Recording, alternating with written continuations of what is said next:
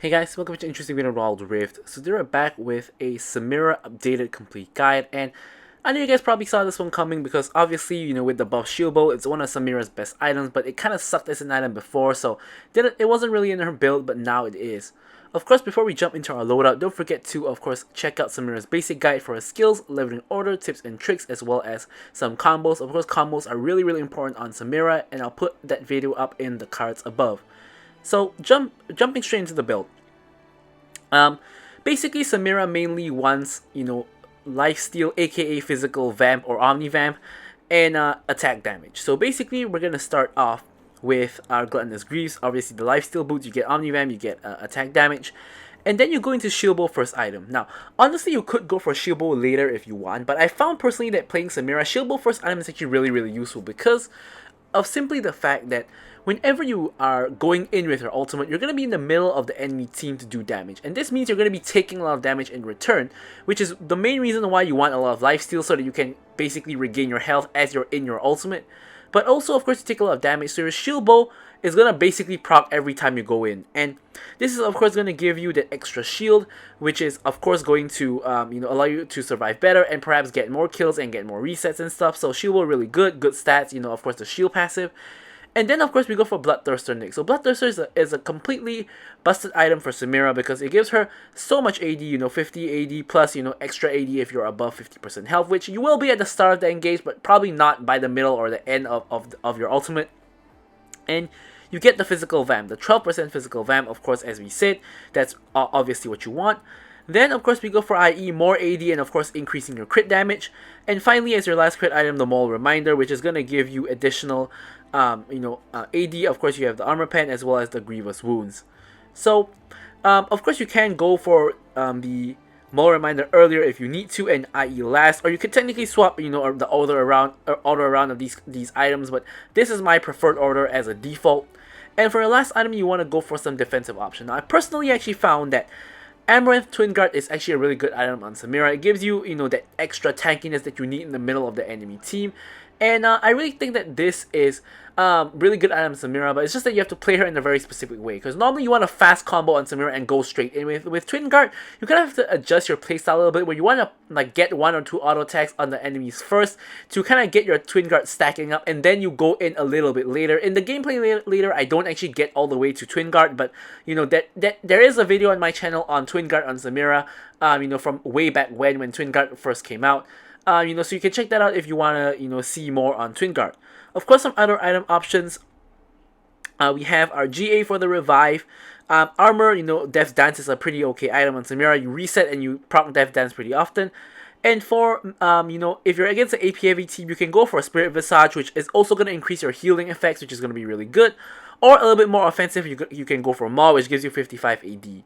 So mainly, which one to go for is if you're doing already a lot of damage and you can pretty much one-shot people, you can go for Spirit Visage. But if you need more damage and you're not too ahead of the curve, then Maw is going to be really good. So for the runes, obviously you want to go for Conqueror, which is going to full stack when you full stack your passive. So you're always going to ult with Conqueror on. You actually go for Triumph because actually as Samira you don't actually auto attack a lot, so Brutal is not very helpful. So Triumph is actually really good to restore health when you get takedowns. Of course, being that she can reset her E and all that when you get takedowns, so that's really useful. Giant Slayer is generally the default. Of course, if it's just the default, of course it's gonna work on majority of the enemy champions because they're always gonna have bonus health. However, if you're against a squishy team, you don't actually want to go for Coup de Grace, you want to go for Last Stand. Because Last Stand is actually really good on Samira, where your health is lower than 60%, you deal extra damage, which is very often on Samira. Pretty much every time you ult, you're pretty much going to get bursted down by the enemy team as well, so that is really good. And of course, you go for Bloodline for extra Omnivamp because you don't need attack speed or anything like that. So for your secondary rune, you really have 2 options. The first option is the offensive option, which is Sudden Impact. This is generally the better option because especially in the early game, when Samira hits like level 2, this actually makes a really big difference and enemies are just not really expecting it. And also you don't have any lethality in your build because I don't like going for Collector on Samira, at least after SHIELDBOW got buffed, so we don't have that. Or the defensive option is obviously going to be Bone Plating, which is going to help you both in laning as well as, extra burst, but, offensive option is more popular, and of course most people like to take this. So for the spells, you want to go for Flash, and mostly you go for Exhaust, because you're always going to be at Exhaust range when you actually go in with your ultimate. Another option you can go for is actually Barrier as well. You can Barrier while you're inside your ultimate, but I personally just think that Exhaust is mostly just better. But with all that said, let's actually jump into talking about our gameplay. Okay, so now we're moving on to the gameplay. Now, obviously, don't forget to like, comment, and subscribe. Any questions, queries, or remarks, feel free to leave them in the comments below, and I'll of course be sure to address them. So basically, with Samira, it's really simple. Whatever support you play with, you really want them to have a lot of CC or some CC at the minimum. So what do I mean by that?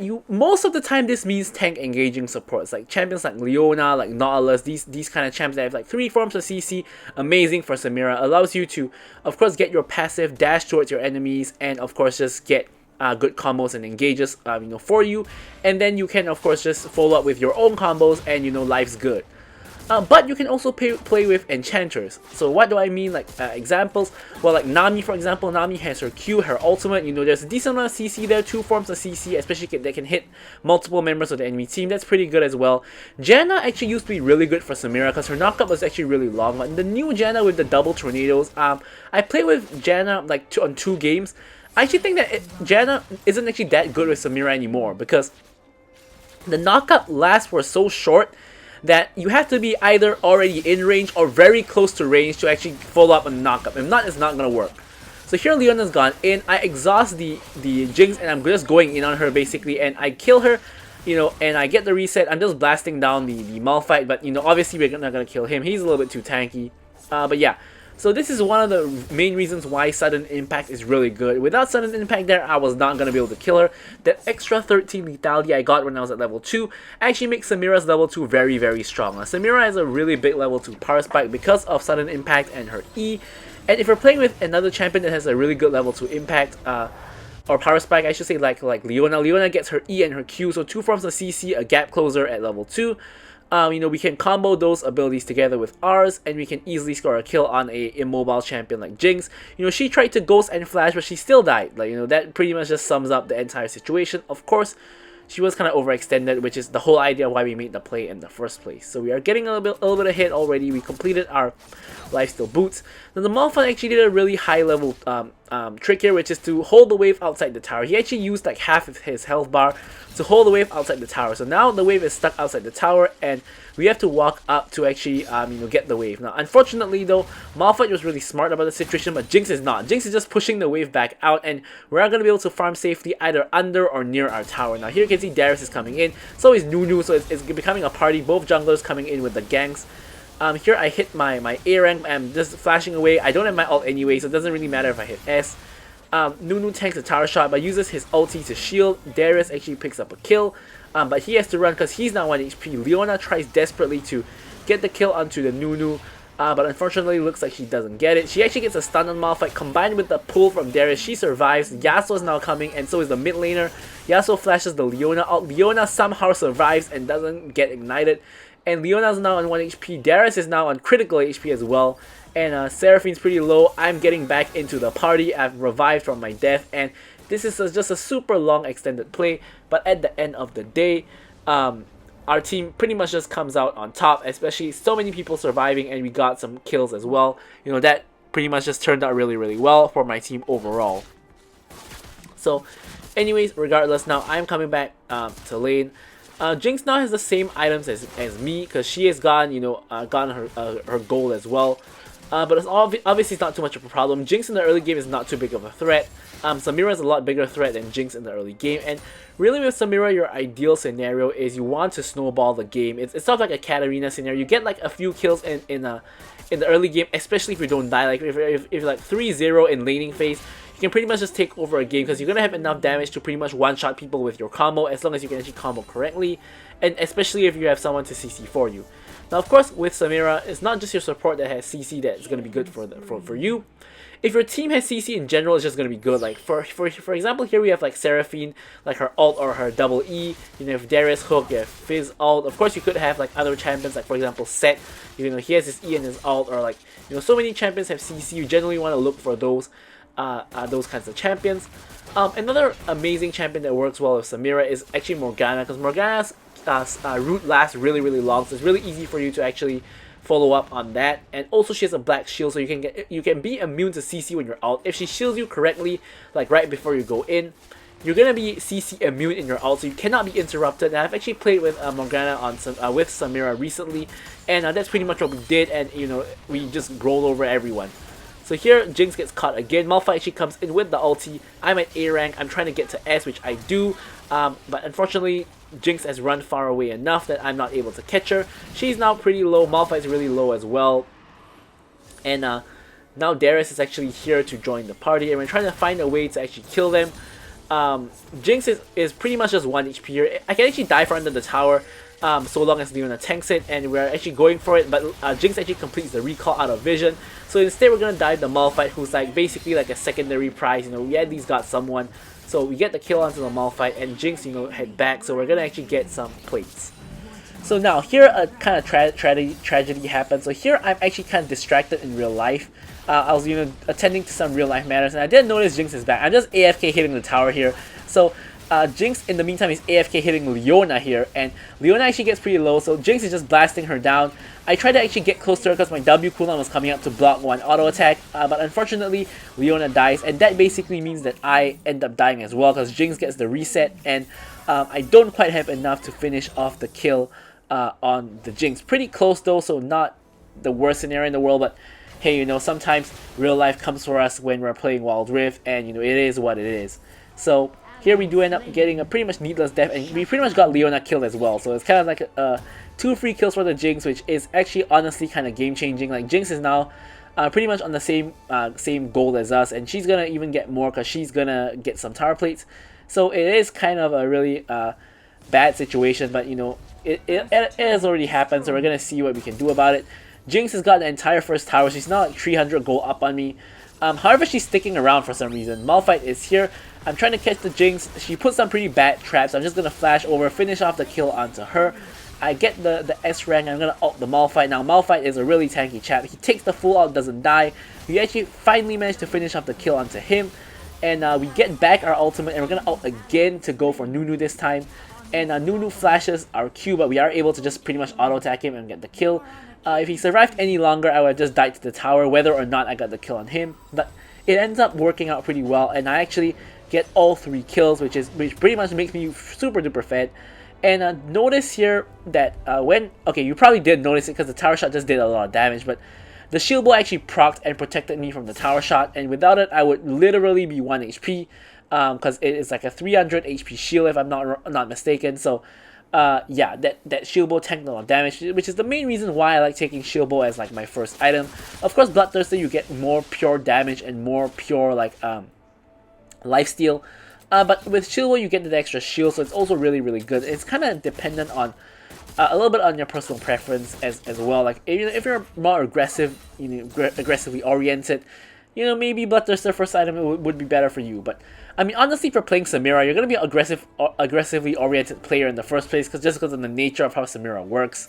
Like you want to jump in the middle of the team to ult, so you have to be pretty aggressive to play Samira to begin with. But either way, you know, either way works. You know, whichever item you go first, you know, you can just get the other item second instead. And yeah, we're stacking up a lot of lifesteal. Jinx has, you know, gone for a pretty smart option of going for the Executioner's Calling, so she is going to be cutting our healing, but you know, we still are going for the same build, of course. Here, Jinx actually manages to get the flash out before she gets CC. Here we almost finished the Jinx. She's really low. I'm chasing her down. Leona gets an amazing like max range Zenith Blade there, and I actually pick up the double kill. Yasuo is coming in. I'm propping the ulti, but the wind wall pretty much blocks all of it. I dash through, and Seraphine hits the ultimate, and I'm able to dash forward, and I'm able to pick up another triple kill. So the game's really turning around for us. I'm suddenly getting super duper fed. 2 triple kills in quick succession, and now I'm at 8k gold. You know, on par with the Fizz was 6 kills. And yeah, me and Fizz are just taking over the game for our team. Of course, we haven't really seen too much of Fizz yet. He's kind of been dominating, you know, in the top lane, and you know, just getting towers and stuff. Of course, there was a Herald there, so that was really helpful for him. And yeah, so me and Fizz doing super well. The rest of our team not too shabby as well. Pretty much everyone on our team pretty much has more gold than everyone on the enemy team, so we're really kind of winning pretty hard at this point in time. So here we're just staying in the bush to see if anything can be done. Unfortunately though, no one really gets caught, and so we're just gonna walk out and go for the tower. The tower's pretty low. I'm the only range. I'm not the only range champion here, but Seraphine's too scared to walk up. So huge engage goes in onto Leona by the enemy team, but they commit onto the wrong person. So I'm gonna ult into the backline, and this I thought this could have been a pentakill, but unfortunately Darius got 1 kill, so this was ended up being a quadra kill. But that was a super duper beautiful ult. Like, you know, you got the ult onto all 5 people. You just see all 5 health bars just melting in quick succession, and you know, it's amazing feeling. As Samira's dream, which rarely ever happens, but here is one instance where it did. Like, just boom, ultimate onto 5 people, and their health bars just drop all the way down.